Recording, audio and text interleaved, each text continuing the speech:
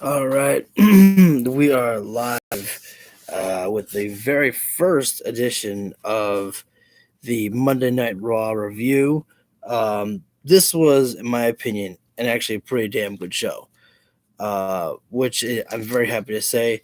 However, I don't know if I'll be able to do these every Monday. Um, I tried taking as many notes as I could, so I'm gonna try to make this kind of quick, but kind of I might ad lib in between. My hand is cramping. I haven't written this much in years. um, but honestly, I thought it was a very good show that we had. Um, you know, there was no like big surprise, people being hired back or anything like that, So, but I wasn't expecting anything of that. You can definitely tell there's a difference. People have said that we may have to wait a while before we see a difference on our television screens, and we didn't have to wait at all. I mean, Triple H, really took full control from the get go of this show. Let's go ahead and get started.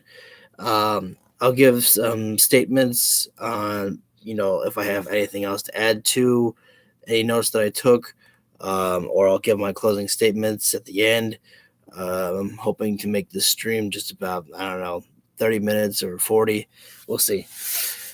So I made sure to actually, write down the hours to kind of see if things started to slow down near the end at all. Um, so the first hour we had Becky Lynch. She opens up the show. Her arms in a sling because she got a separated shoulder. So definitely, some people were wondering if Becky Lynch is gonna, turn heel on Bianca. But obviously she can't do that, because she got the separated shoulder. So can't really, I guess you could forearm Bianca, but there's really no need to do that. But honestly, Becky Lynch going back to being babyface is the best decision that they can make right now.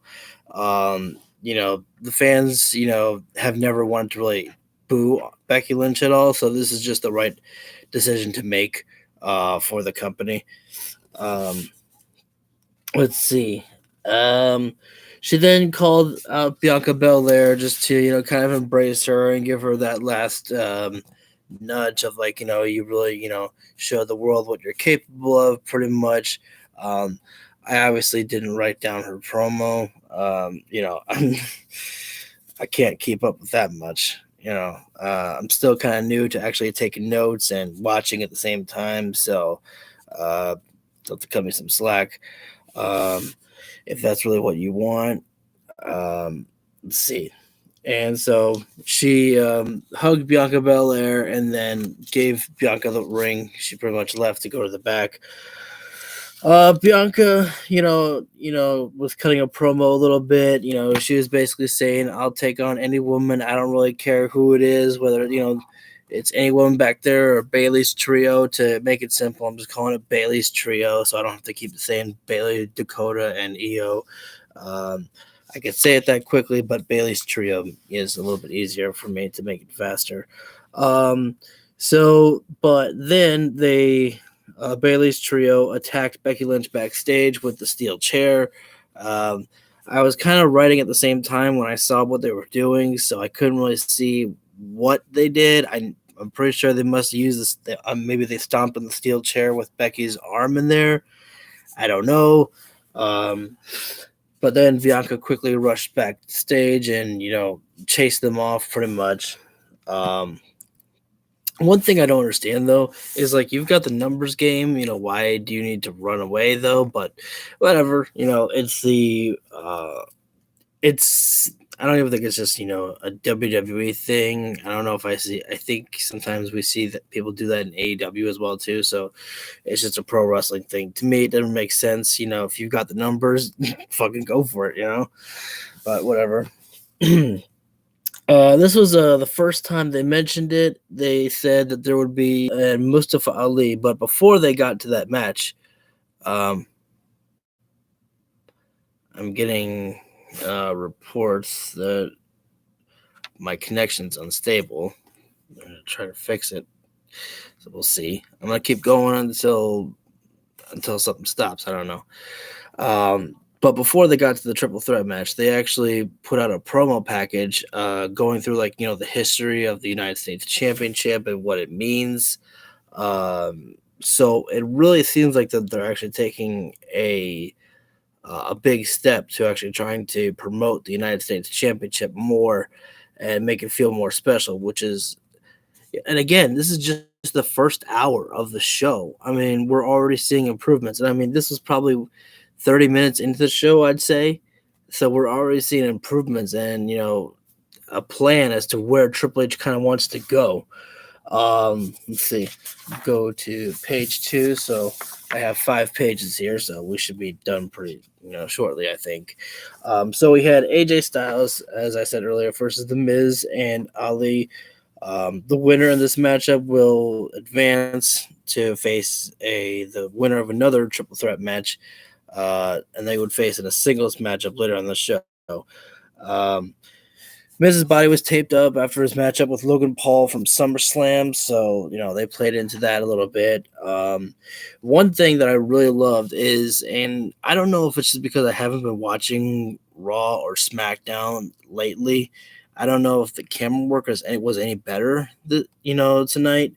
But there was one moment in the matchup where Ali, dived outside the ring and hit a tornado DDT, and like the first time they shot it, you really didn't see it. And it's just like, damn, he came out of nowhere. So it kind of took me back because it's like, you weren't expecting the dive, So that was kind of cool. But when they showed the replay, then they showed what happened.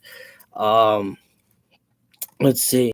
Fast forward to the ending of the matchup. It wasn't a bad match. I'm not really gonna tell you move for move what happened. Just get to the gist of the most impressive parts and the parts that I felt were best to write down. One thing that I thought was really freaking cool though that they did show a lot though. It's like you kind of cool it. If you show it like 5 times within a single night, then it's like it's not as cool. Excuse me. Um, uh, Ali hit a 450 splash onto Miz, and Ali's momentum just kind of carried him forward. He kind of like rolled right into AJ Styles, who got him and hit the Styles Clash on him. And so I thought that was a really cool spot right there, how they kind of, used Ali's momentum to get him right into AJ Styles. So I thought that was pretty cool. And then, of course, what AJ Styles did, let me backtrack a little bit. He hit the Styles Clash onto Ali, who Ali's body fell on top of the Miz as well too. So double clash, I guess. I don't know. Then he rolled Ali to like kind of the center of the ring and pinned him 1, 2, 3. Let's see. I can't remember what happened. I don't remember if they went to the a replay of what happened earlier where they showed Bayley's trio attacking Becky Lynch. And at first I groaned. I was like, I just saw this about like 15, 20 minutes ago. And I told myself, I was like, the only reason why I will give an excuse to this is if they're going to follow it up with something with like a promo of like Bayley, Bianca, or Becky getting wheeled into the ambulance or something. And if I didn't write this down, but if memory serves me correctly, it was basically, Becky was shown and the trainer, she was like, just tape it up, or I don't really know. She said, put some ice on it. And I was like, girl, you already have a separated shoulder. You're going home. It's like, you can act tough as much as you want, but all you can do is just be told, I gotta send you home, Becky. He's like, we already knew that. Then Bayley had an interview with one of the interviewers. I don't know her name. I'm still relearning, the new people here. But Bayley had an interview, and basically Bayley said, "I'll tell everyone later." Or I don't know. She said, "I don't know why people are surprised." She really didn't explain much in this interview, so it really wasn't worth anything writing down. Seth Rollins came out next, and I noticed that Seth Rollins was in his ring gear, so clearly he was, getting ready for a fight. But I really hope, because, I get sick and tired of them having to say Seth freaking Rollins. It's like, just call him Seth Rollins. I'm hoping that they'll change that up. Um, I'd like to think that Triple H is like, Jesus Christ, that sucks. I don't know. But Seth was cutting a promo basically that, Seth was like, Riddle has, more courage than brains, to come out and call him out like that, but, thanks to Rollins, Riddle is now sitting in a hospital bed next to Randy or stuff like that.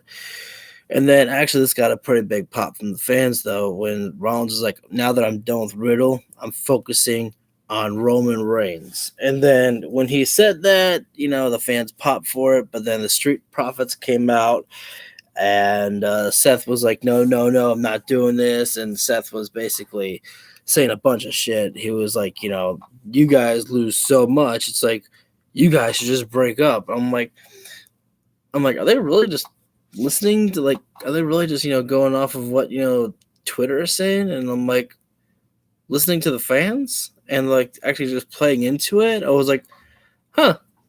I was like, okay, like that's pretty interesting. But then the Street Profits were like, well, we won't take you, we won't do a handicap match. They didn't say that, but let's see. They said this is the only time we're gonna be apart.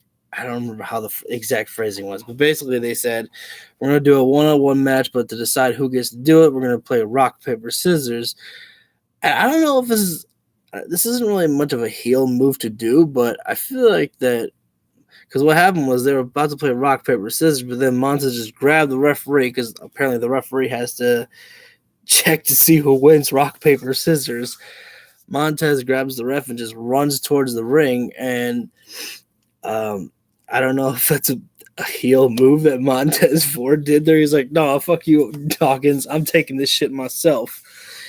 I'm just kidding. It's not really a heel move, but it was just like, I was like, it's just rock, paper, scissors, but there's no need to take it so seriously. You just, one person wins, another person loses. It's okay. But, I mean, so they're definitely looking to test the waters with Montez Ford to see how he does as a singles competitor because, they put him in the ring with Seth Rollins. And if you remember correctly, Dominic Mysterio, his first night in WWE, he faced Seth Rollins in a hardcore match, Extreme Rules match, whatever they want to call it. So they have a lot of faith in Seth Rollins, being able to take up these new wrestlers or wrestlers that they want to push to show off their potential there. So there's that. I mean, that's got to feel good for Seth Rollins to have that. But anyways, let me go ahead and flip over to my notes. So yeah, Rollins definitely was trying to help Montez, show off everything that he could in this matchup because he gave Montez Ford a lot of offense here. And then there's another time where the camera work, I remember that I really loved. And actually, this is pretty cool about taking notes because I was worried I was gonna have to keep reading this and not really pay attention to the screen. But once I kind of see it, I'm actually starting to remember what I liked about it. Is the fact that Montez hit some move. I can't remember exactly what it was, but the camera work was so zoomed in on Seth Rollins basically that when he got his foot on the rope there, you didn't see it until they zoomed out at the very end. I was like, oh, okay, that's cool. I was like, kind of like that. Let's see. So it was a solid match, but Rollins, hit the curb stomp to get the win. So he was going to curb stomp Montez Ford again, but Angelo Dawkins came by to stop that. Sonny is being very loud upstairs. It's one of my dogs. And that's it for that one, for that match, pretty much. So then we get to the second hour. We start with Alexa. I have to be careful with that. She's got sensitive ears over there. Bliss and Asuka. Honestly, I wasn't taking a lot of notes here because I was actually just enjoying the matchup itself. But Bailey's trio came out and they started to attack both women, you know, which thus, of course, ended the matchup. And then Bianca came out to for backup, and she said that she wants to take on one of the women in Bailey's trio. She doesn't care who. So it was actually kind of nice the fact that it was a singles match and not a tag team match. Playa. Let's get to, let's see, this is page 3, so I can get rid of that one. I'm on page 4. So we go to the next triple threat match. It's Dolph Ziggler, Ciampa, and Gable. Honestly, not a lot happened in this matchup. I mean, there was good spots, but nothing that I felt really that needed to be written down. I was just sitting back, kind of just watching the matchup. Ciampa gained the victory. He's going to face AJ Styles later on in the matchup, and we can see that Triple H, he's really putting the rocket on Ciampa's back there. And I'll talk more about that later on when I get to Ciampa and AJ Styles to talk about, water break. Sorry.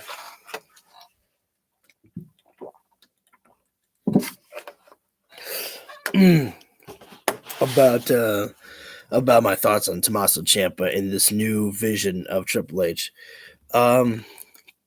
Edge had to cut a promo next. Wasn't much to it. He just said that I'm going to come for the Judgment Day. I'm going to destroy you guys. So there's that. Simple, right to the point. It's okay, I guess. Next we had Bianca versus Io Sky. Io Shirai, whatever you want to call her. This is going to be a hot take here, and I'm going to get a lot of people that are going to hate this, but I've only watched 2 of Io Shirai's matches, and the first one I saw was of her and Rhea Ripley. The second one was tonight, and I don't know if because she's a heel that the heels are usually the ones supposed to dominate the matchup, and then the baby faces make the comeback in. But I didn't really find anything impressive about Io in the matchup here. I'm hoping she can turn that around for me, but honestly, she doesn't really impress me that much from what I've seen. And again, I'm still so new to Io Shirai, so maybe I'll have to watch some YouTube clips, before so I can learn more about her. So maybe I'll have to do that. If anything, Bianca Belair impressed me more with her in-ring work than Io did. And again, I'm so very new to Io Shirai, so I'm sure that there's going to be something that she'll impress me with. I saw 2 things that kind of that caught my eye about Io Shirai, but that's about it. I don't want to sound like I'm hating on her. I can't make a really big opinion on her yet because I haven't seen enough of her really to make an opinion. So, but I guess I just didn't make an opinion. Let's go ahead and move on. The match had to be thrown out because Bailey and Dakota Kai started fighting with Bliss and Asuka in the ring, which it kind of frustrated me a little bit there. That I'm like, wait a second, we're going to a DQ finish again. And I'm like, all right, I guess. I was worried they were going to turn this into a 6-woman tag match, but they didn't do that, so they just moved the show along. Next, we had The Miz and Tommaso Ciampa cutting a promo. Wasn't much that really was said, but I do have to give the Vince McMahon credit for this. Now, I don't know who came up with the idea of Tommaso Ciampa and The Miz. This was still during the time with Vince McMahon running the show, so my only assumption could be that it would be a Vince McMahon call. But at this stage of Miz's career, I'd like to think that he also can make some suggestions to Vince McMahon and that he would probably listen into it. But honestly, these guys complement each other well. And, Miz doesn't need Ciampa. Ciampa doesn't need The Miz. But they're an odd pairing that actually works well with each other. Because the Miz, he'll talk for a little bit, and then once Ciampa starts talking, Miz is pretty much silent. Like he's not talking at all. He's letting Tommaso Ciampa get in as much as he can, pretty much, which I absolutely love about that. They're working off of each other very well. Um, so I think that's awesome. Let's see. Where's hour 3?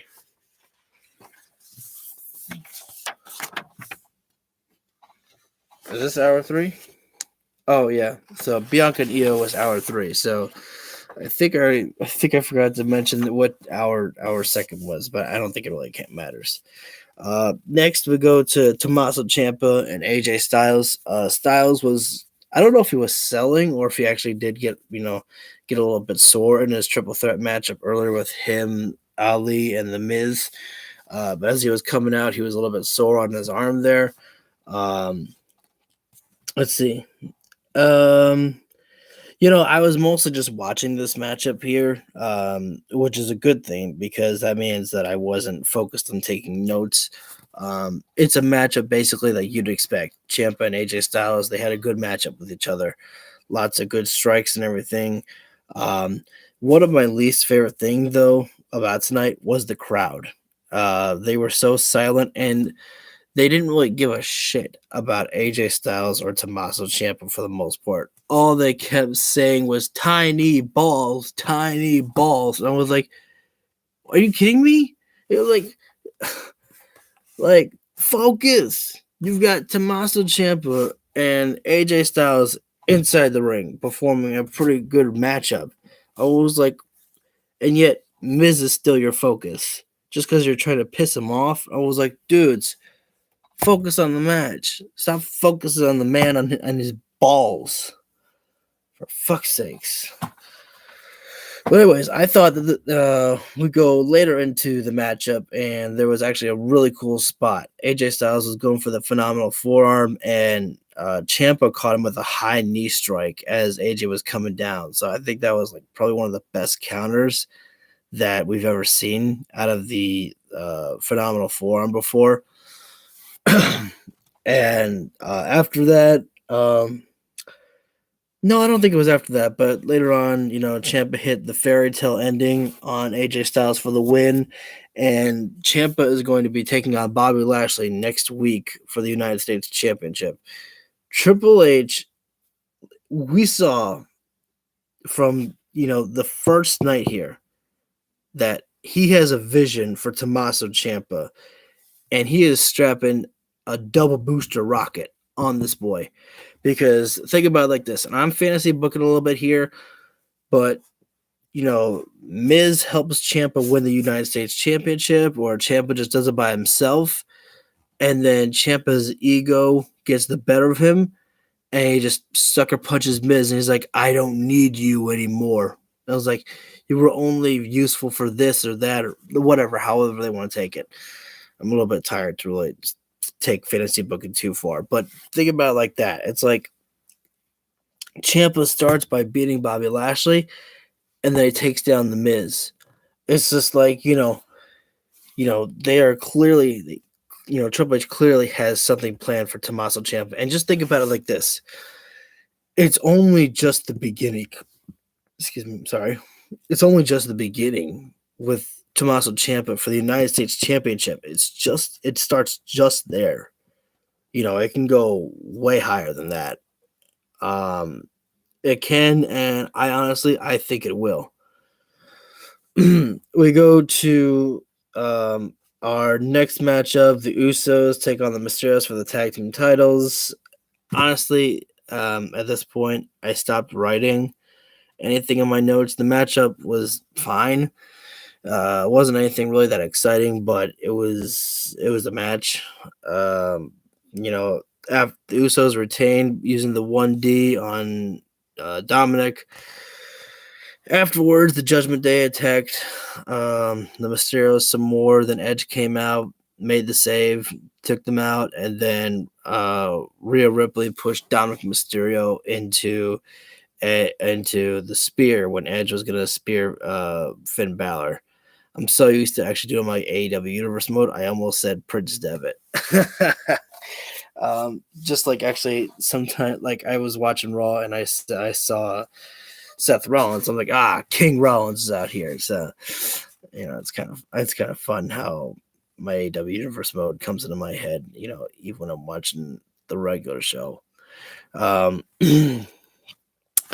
but they showed the replay, and Rey Mysterio, I think, was looking at the screen. So we'll have to see if Rey will be actually pissed at Edge. Is like, why you attack my son? And Edge is like, dude, I didn't mean to do it. Whatever. Um, so Raw. So that's it. Raw was a good show. For the most part. No 24/7 stuff. There was no you know, um, I was gonna say women's tag team championships, but I mean that's the norm. They haven't been shown anyways. So, but the most important, there was no 24/7 stuff. It was all pretty much serious business. There was a video of Logan Paul saying, "I've signed a multi-year deal." It's like, okay, yeah, I'm pretty sure we already knew that, but whatever. So honestly, Raw was a good show. The only complaint that I have, and it's not Triple H's fault, it's not anyone in WWE's fault, really, in my opinion. I think this is just, the USA Network's decision to make Raw 3 hours. And, Triple H says that he would not want Raw to be 3 hours, but I think that decision is out of his hands, and it's out of Stephanie's hands, probably, too. I mean, could they change it back to 2 hours? Probably, but I think at this point it's they make a lot of profits of having 3 hours, so yeah, I don't really see that changing. But definitely near the end there, I don't know if this is because it's been a while since I've watched Raw, so I'm not used to sitting around for 3 hours and just doing nothing. So I don't know if it's that, if it's gonna take time for me to adjust, or just the fact that I, did a bunch of errands today, and that's why I was kind of like tired at the end of Raw. Because I felt bad. I wanted to take notes about the match with the Usos and the Mysterios, but I didn't. My hand was cramping up. I didn't have the energy to really take any more notes at that point. So that is my only complaint, is that there, it's definitely, for today at least, it was noticeable that, Monday Night Raw being 3 hours is absolutely ridiculous. And it's hard to, even when the show is good, it's not like there was anything bad. It's just like sitting around for 3 hours is, pretty freaking hard. And especially, when I'm looking to, write down everything, to pay attention to details, that, there's no time for me to, go upstairs and, grab a sandwich or something, to keep the energy moving. Um, so there's that. Um, so this is probably not the most exciting review, but I wanted to kind of leave um, a review on this Raw, mostly because I wanted to show everyone that I do have positives that I can say about WWE. It's not always about the negatives with me on my channel here. I don't know if I'll be doing any more of these. I may continue to do it, so totally up to you guys if you want to see more of these reviews here. Totally up to you.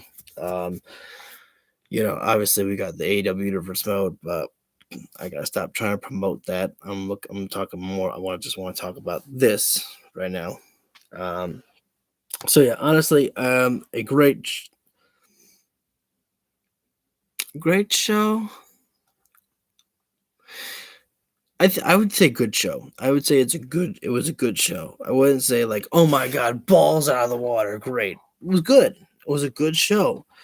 Kind of like AEW. Is every show great? No, but is it at least a good show where, I'm not frustrated? It's like, why was this booking decision made, or that or that?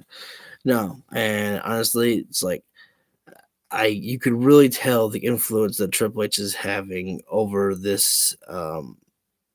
over the show right now. Um, so there's definitely noticeable changes that are happening in WWE.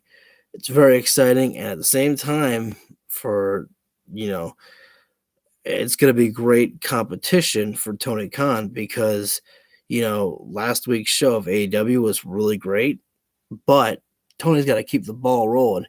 He cannot slow down. He can't be like, oh, this show is going to be a banger galler, and if it's only I don't know. I'm kind of tired to keep talking. Oh fuck. I guess the good part is that because I have to get up for work early in the morning, so this will be helpful that I'll pass out. Honestly, I'm just gonna end it here before I just start talking too much and not making any sense. So, um, honestly, again, I thought this was a pretty good episode. A good episode of Monday Night Raw. Definitely changes are being made, and you can tell. I mean, the matches were better. I mean, I can't say the matches were better because again, this is the first time I'm watching Raw in a long time, so I can't really tell you if the matches have improved or not. But when it comes to storyline wise, things are definitely changing, and you can definitely feel a difference in there, and I like it. So I will be watching SmackDown. I don't know if I'll be doing a review for that. I'll see. But you know, I'm very excited because that means I can start watching, AEW and WWE again. I'm very excited about that because I've been wanting to watch WWE for a long time. I just, didn't have the passion to do so anymore. And tonight, is just a step in the right direction. And in my opinion, I think it could only get better from here on out. So there's that. But unfortunately, because now that there's more wrestling for me to watch, that means I'm gonna have to work doubly hard on getting uploads for my Batman videos and the AEW Universe mode. So it's nonstop content coming at you. So definitely, if you have not subscribed yet, if you're new to the channel, feel free to hit the subscribe button. You can go ahead and let's see, hit a sledgehammer in the comment section down below. No, I said it wrong. And pedigree the like button. There we go. It's a full-on Triple H ending here. So, and then feel free to share my channel if you want to. Totally up to you. I meant to kind of show off and representing with WWE for the first Raw stream that I'm making. So, yeah, that's everything that I got for you guys. Thankfully, this section turned out to be a shorter review than I wanted. I was worried I was gonna have to go like 2 freaking hours, or like an hour, and this is turned out to be a pretty normal stream, like kind of like how other people would do it, I think. So anyways, guys, don't forget you can go ahead and subscribe if you'd like to. Comment down below how you felt about Raw. Tell me that you hate me because I didn't really see anything about Io Shirai that I really liked in this matchup. I'm pretty sure I'll get attacked for that one. Hit the like button. Don't hit the dislike, please. That's okay. You can do what you want. I don't want to dictate what you guys want to do. And feel free again to share my channel around because we're growing. It's a slow build, but we're growing from the indies to the mid card. But I can't do it without you teaming up with me. Oh God, that's a horrible ending. Take care, guys. I'm just gonna shut up right now. Take care, guys, and as always, stay cool. Thanks. Yes, again, I want to end the stream. My fingers are stuck because I got some water on them, so now I'm trying to hit the end button. Fuck. All right, now that's the end. I'll have to learn this. I'll have to learn to hit end stream and then do the whole comment section, subscribe, all that stuff at the end there. So Again, thanks for tuning in. And as always, stay cool and enjoy the rest of the night. And I may see you for SmackDown. Not sure. Maybe I'll do an AEW review. I don't know. Probably not. I'll see how it goes. Not that I don't like AEW. You know how much of a mark I am for AEW. All right, later.